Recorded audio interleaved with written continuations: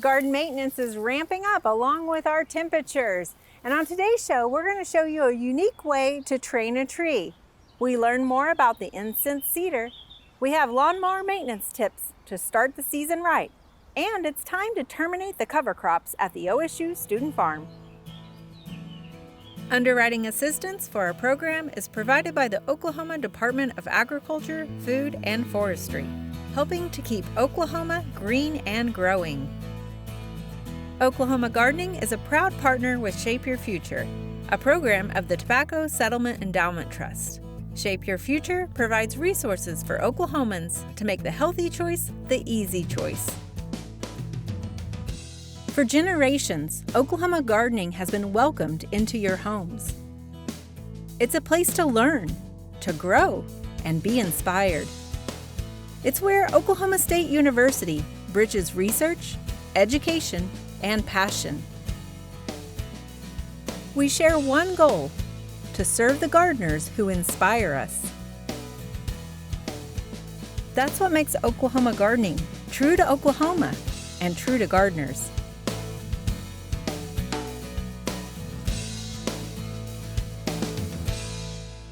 Today we're over here at the Teaching Garden at the Tulsa Garden Center, and I am joined by Lee Taylor, who is going to show us some unique training styles on a weeping bald cypress, Yes. right? Yes, that's right. So, I mean, it's already weeping. Yeah, so this was planted last year as an 8-foot tall tree. So actually this whole trunk was completely upright before last year's initial training, where I bent it over. Okay.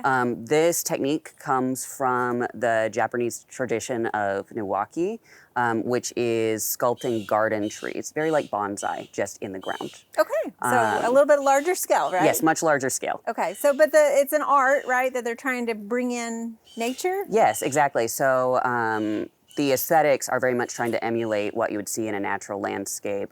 You know, older, weathered trees, asymmetric, windswept, those kinds of things. This one in particular is actually Falling Waters bald cypress. And since we're right next to our fountain here, I really wanted it to look like a waterfall cascade, which it will naturally do, but I wanted it to be very refined and very like specific in the sculpting of it. All right, so what's your approach on this? Yeah, so I'm using a lot of these old Japanese techniques where we are tying branches into place or bracing them or wiring them into place. Okay, so can we go ahead and talk through some of the specifics? Yeah, absolutely. The two main techniques in Niwaki are tying branches to each other to bend them into place, so we can see the little bit of flex here. So this is under tension. Okay, so you're trying to pull this whole branch that way? This is the branch that I'm trying to pull this way. Oh, that one you're trying to pull this way, okay. And then this bigger wire back, or twine back here, is pulling that branch down from where it was. Okay, so it's simply trying to figure out which one and what you can kind of force and pull it down. Exactly, and where I don't have a good place to brace a branch or pull it this way with the twine, I can instead insert a bamboo pole and then brace it into a straight line or pull it into place using that. Because this one has a bend in it, so you were trying to straighten that out. That had a big crook in it. I'm trying to get it a little bit straighter. Okay. Well, and you mentioned some using wire too, and I see this here. Yeah, so this is not done in Niwaki so much. It's really more a bonsai technique, but since these branches were so small and delicate, I felt more comfortable using the wire here. Okay. So is this the first time you've done any training? Or you mentioned that it was taller and you've bent it over. Yeah, let's talk about that. So last year I realized that the trunk of the tree was getting a little bit stiffer, and I was worried that if I waited until this spring to bend the trunk over, I wouldn't be able to bend it at the place I really wanted it. I really specifically wanted the height to be lower than the tip of our fountain. Okay. And so I wanted to make sure that I had that ability, and so I trained it last fall. Okay. At that point. And you can kind of see a little bit of the... Yeah, I wanted kind of a specific curve. I wanted the curve further back and then to drape low in the front. I did use some wire to help control that. This tree grew so fast, I had to clip the wire off after only about 2 months of time. Okay. Because the wire can do some damage to the bark here. Well, and that's what I wanted to ask a little bit, because we all have stake trees and are concerned about leaving those on too long and girdling it. What's the maintenance on managing this once it's kind of in training? So the wire you usually want to monitor very carefully. It's the thing, because it's a hard material, it can do damage pretty quickly. Okay. Especially a young tree that's growing quite quickly. You know, you want to be checking it at least weekly, if not more frequently even than that. Certainly you don't expect it to be on for longer than a growing season, and sometimes only half of a growing season. Okay. And what if like you see some wearing that's occurring? Of course, these aren't exposed to as much wind usually because they're on a smaller scale. Yes. But if you do see anything. Yeah, so on these that are under tension, it's really easy to just move this a little bit, and so it's now wearing on a new part of the bark. Okay. Or I might just entirely untie that portion and retie it from a slightly different point where I will not be wearing on that same point any longer. Is there a better time of the year? You mentioned you had done this last season because you were worried about waiting this long. Yeah. But with new growth and that sort of stuff, is there a better time to do it? This is actually even maybe slightly late because I'm having to very carefully avoid knocking off all of these buds for our leaves that are going to be growing here. But generally when the sap is flowing, that's when the tree's going to be most flexible. So wintertime's not a great time to be doing this. Okay, all right. So, I mean, it's beautiful here. And so how long are we going to leave this on?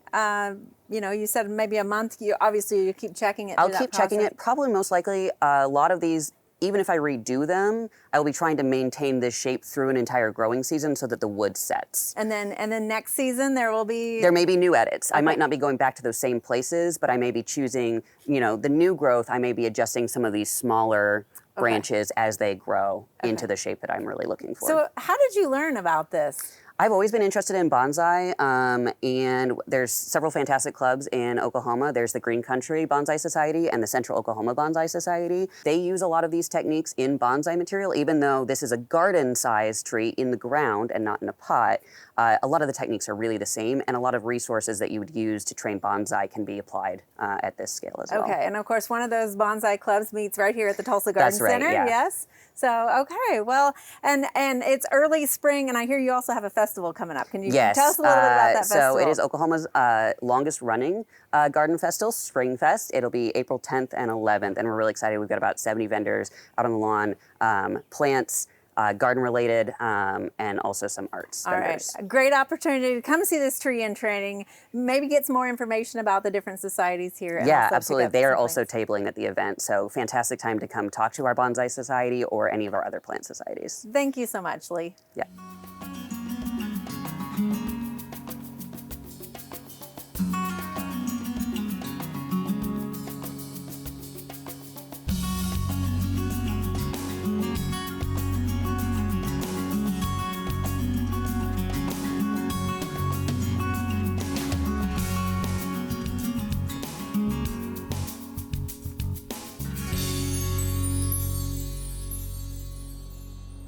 Hi, I'm Caitlin Gibson, University Arborist at OSU, and we're here at Theta Pond on the Stillwater campus to talk to you a little bit about winter interest trees. The tree behind me is called an incense cedar. It's got its name from its aromatic green foliage, and it's native to coastal California. Think the Cascades, the Sierras, but does surprisingly well here in Oklahoma. The incense cedar prefers full sun to partial shade and prefers an area where its roots will stay relatively moist. Surprisingly, it holds up really well against Oklahoma wind and is very tolerant to deer and the urban setting. The incense cedar, in its perfect condition, will grow to be about 50 foot tall and about 50 foot wide. When it's young like this, it's going to have a more upright structure, but it's going to become more round as it matures. And it is a very slow growing tree. This one was planted in 2017 and has just now reached this height. It's far from its maturity, but it's a very, very beautiful tree and provides a lot of winter interest. Unfortunately, the incense cedar can be relatively hard to find in our local markets. So if this is of interest to you, I would suggest that you go online and cast a wider net through online nurseries to find and source this tree.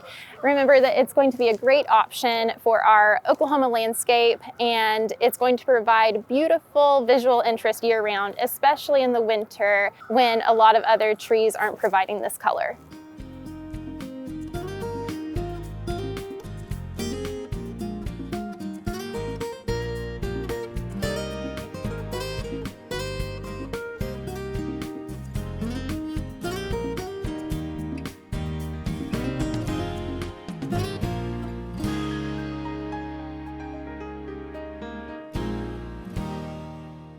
when we talk about turf management and keeping a healthy lawn, one of the most important and critical things we do is mow. And so we want to ensure we're mowing at the correct height and frequency, but we also need good equipment. And so for today, we have in front of us a conventional rotary type push mower that most residential lawns are maintained with. And so some of the things we might want to look at as we're getting ready is, let's just make sure it's running well. And so the first thing on checking is just give it an overall look. Are there any obvious signs of damage, particularly looking at different moving parts, cables. We want to make sure that if we have a bagger that we can find the bagger. Does it look like it can handle this season as well? Other common areas to consider are the condition of your pull cord. The last thing you want on your first mow is to pull that and find out that it's not able to handle the load. And then there's some other kind of engine maintenance things that this time of year is a great time to really check things out. Things like your air filter, if you have an oil filter on your machine. If you're examining the oil in your small engine, you'll pull the dipstick and first check to see, is there oil in there? Is the depth appropriate? Does it hit the right marks on the dipstick? You also want to examine it for the color. If it looks to be a little bit too dark, you might consider draining and then replacing with fresh oil. If it's not too dark and it's a little low, maybe just top it off. If you're going to go through the process, make sure you look for the manual on how to drain the engine oil. Look for a drain plug if it has one, and make sure that the oil meet the specs for that machine. Other engine items that could be of interest, the spark plug can sometimes be an issue, although for the most part we don't see that an annual need. But while you have the machine down, you might as well take a look. So remove the spark plug, visually inspect it for dark or spoiling kind of conditions. And then if you see a little bit of darkness, you might just use a wire brush to clean it. But otherwise, return the spark plug as you found it, and you should be good for another season. Perhaps maybe a more frequent consideration is looking at the condition of your blade. For most residential lawns these days, mowers, they have a mulching blade. And on an annual basis, you can consider whether or not to grind the blade to freshen, make it sharper and good for the next season, or do you make a decision just to replace it? And I think that for most folks, if they don't have a full workshop with a grinder and aren't comfortable with those sort of activities, then there's nothing wrong with just buying new blades each year. If you're able to find a local shop that'll do it for an inexpensive cost, then that's also an option. One of the key issues with sharpening a blade is that you want to ensure that the blade is balanced so that it doesn't cause any uneven vibrations in the machine when you reinstall it. So when examining the blades to determine are they ready for the season, you'll want to make sure that they don't have any large nicks or pieces of metal missing. That'd be a good indication that you might want to consider just replacement. But if it's just kind of a dull edge and the overall body of the blade is still there, then you could certainly consider sharpening it. When you look at the price of a new blade for a single blade mower, replacement with a new blade is certainly a very viable option.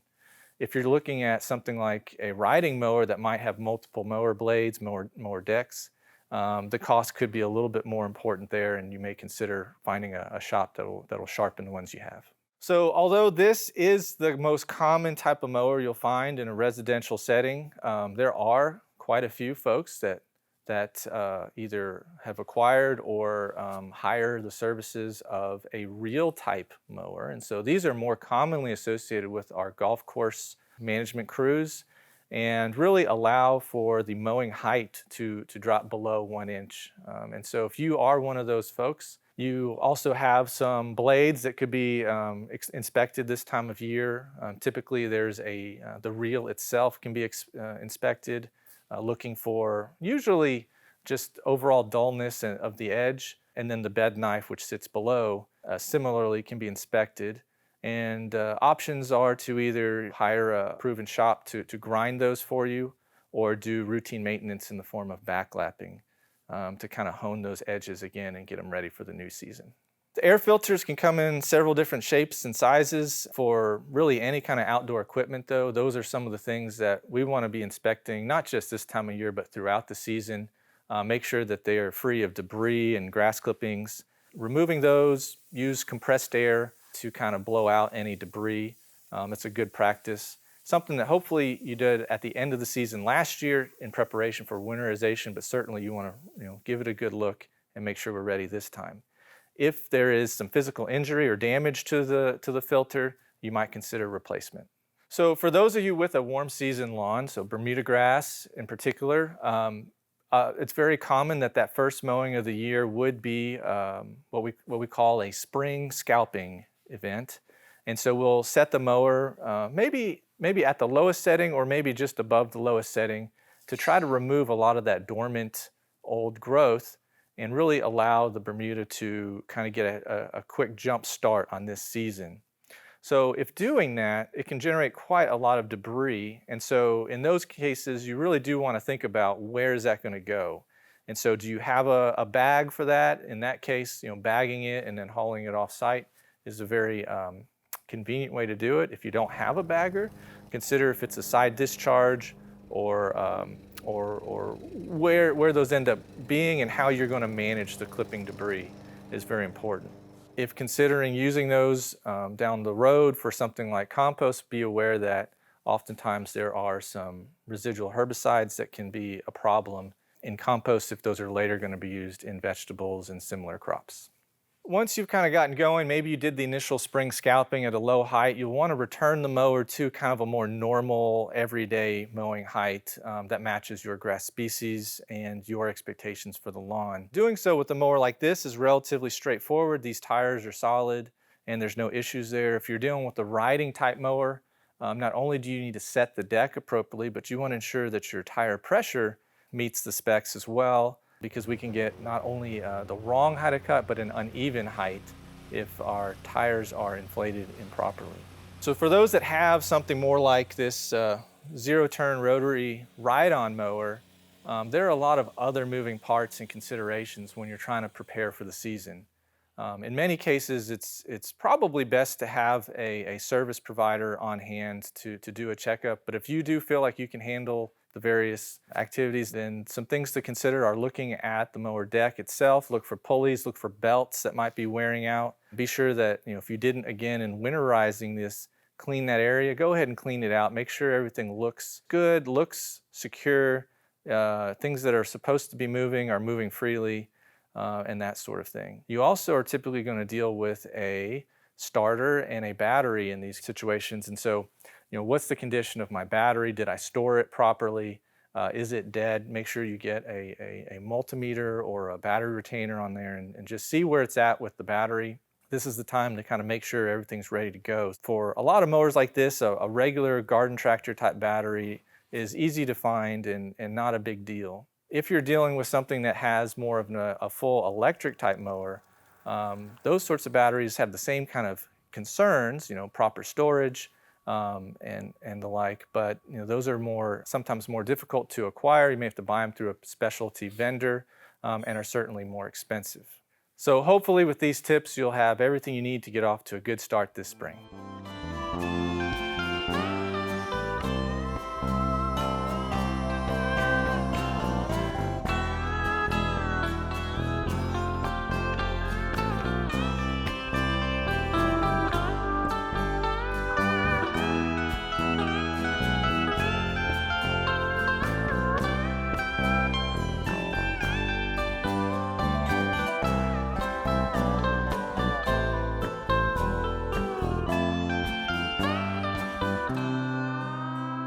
Well, here at the student farm, we like to grow a lot of vegetables, but we have to do that with good soil health. So Shelby, tell us about how can we have good soil health? And we're standing in some strips right now. What's going on out here? So as of last week, we actually started to terminate some of our winter cover crops. Those are cover crops that were planted in the fall and allowed to grow over our winter. And to terminate them, we flail mowed and then came through and tilled twice. And so that is preparing our seed beds so then we can come shape our beds and then plant in them in the next month.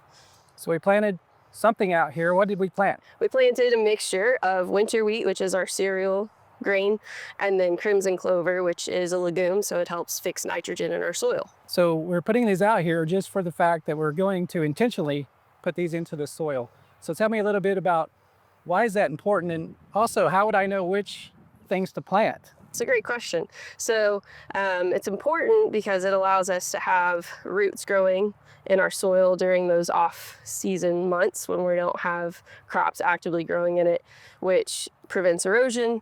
And then as we work those plant materials back into the ground, it helps build up what's called organic matter. And that's great for water retention, nutrient retention.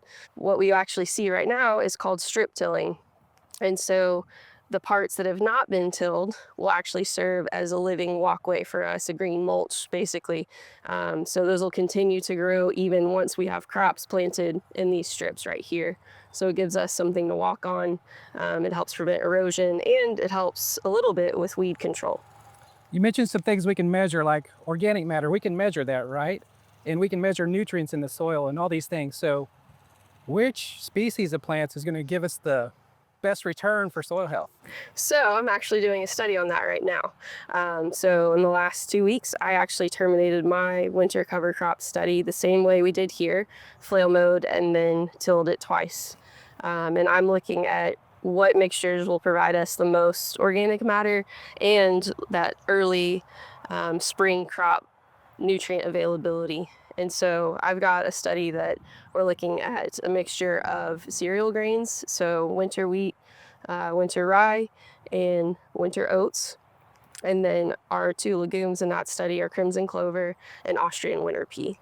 That's wonderful. And what have you seen, just maybe in some preliminary data that got you ready for your study, of what can happen with organic matter? Can you see like real increases in a short period of time, or does it take years and years?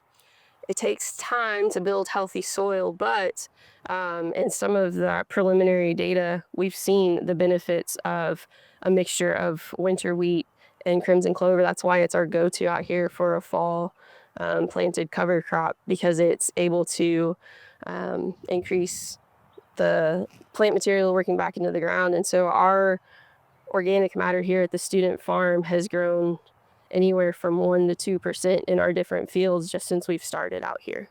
Okay, so we have some tillage that's happened out here. Tell me, is it okay to grow these plants and till them back into the soil? Is that a good thing for us to do out here? So there's kind of a debate, and it's, is it good to till? Is it bad? And you have people moving towards no-till systems as well. So what this actually is considered minimal tillage. So we're not coming through tilling the entire field, leaving ground bare for soil to erode or for weeds to germinate. We're choosing which location strategically. So this, where we are standing right now, will be a bed for vegetable crops here in the next month. So just tilling where the beds will be for the future. Yes, because we want to minimize that soil disturbance if we can. So tillage isn't always bad. It provides us with a nice new area to plant seeds in, to plant our transplants in. It helps us even out the size of our soil particles. But if we can minimize it, that's great too, because we want to have those roots that are penetrating our soil and helping to hold it in place. Well, Shelby, great information on fall cover cropping for our vegetable gardens, and we look forward to seeing your data in the future. I look forward to sharing it with you.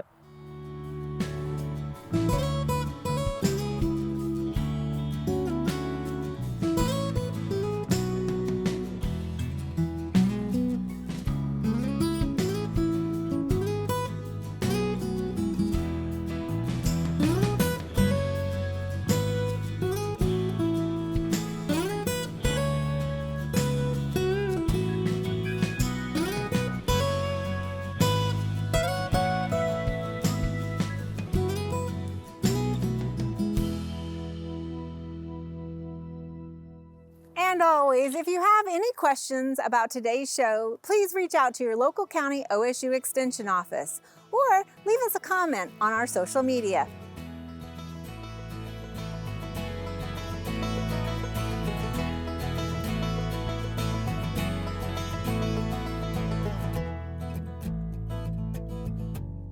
There are many great horticulture activities this time of year. Be sure and consider some of these events in the weeks ahead.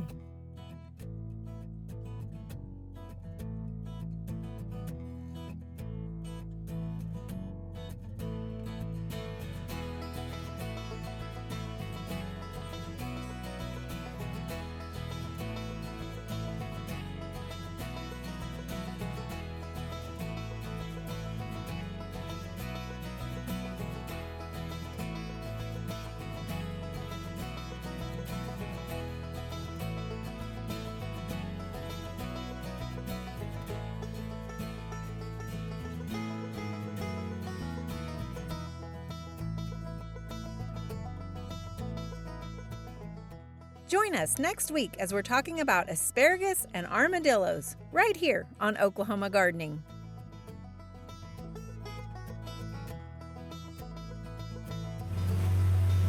Tell me a little bit about the no-till versus till. That is a complicated question.